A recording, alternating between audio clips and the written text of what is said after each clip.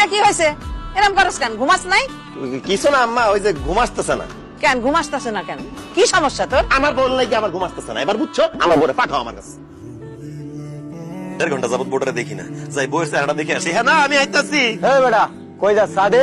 চা আজকে বেসুম না, আজকে জানগা সন্ধ্যার সময় আইসেন, সবাই চা খাও মনে বইয়ের কাছে যাবো। কিরে হানিফ কই যাস? আরে ভাই কথা কনের সময় নাই, হেনার লগে দেখা করতে যাইতেছি। ও বউ তুমি কই? আমার বউ আগুনের পাশে বসে রান্না করবে, এইটা আমি মেনে নিতে পারবো না। আমি রান্না করব, তুমি ঘরে যাও বলতেছি। তুমি দূরে থেকো, নাহলে আবার আগুনের ভাব যাইবো তোমার গায়ে।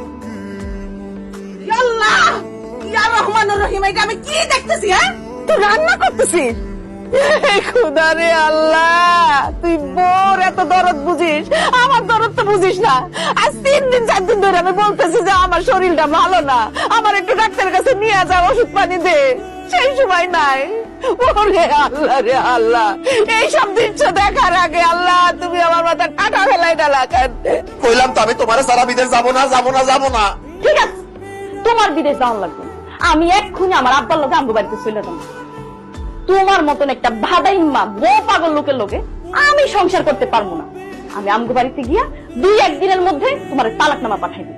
এটা তুমি কি কো? হ্যাঁ না, আমি বিদেশ না গেলে তুমি আমার তালাক দিয়ে দিবা? আমারও তোমার সাথে অনেক কষ্ট করে আমি তোমার করতে চাই। হ্যাঁ না তুমি দিনে দিনে কথা করতে চাই। হ্যাঁ আমি কথা যাব না, আমি যাব না আমার মেরে। হ্যাঁ না তোমার শুনুন বাবা, আমি যাব।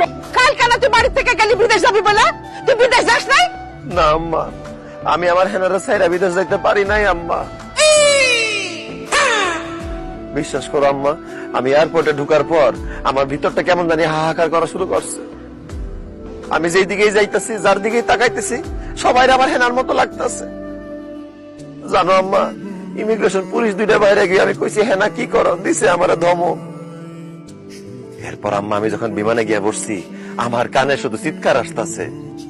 সেই চিৎকার হচ্ছে হেনার চিৎকার, সেটা আমার কানে বাজতেছে। সে আমারে কইতাছে, ওগো তুমি বিদেশ যাও না, তুমি বিদেশ যাও না। আম্মা এরপর আমি আর বিদেশ যাইতে পারি নাই।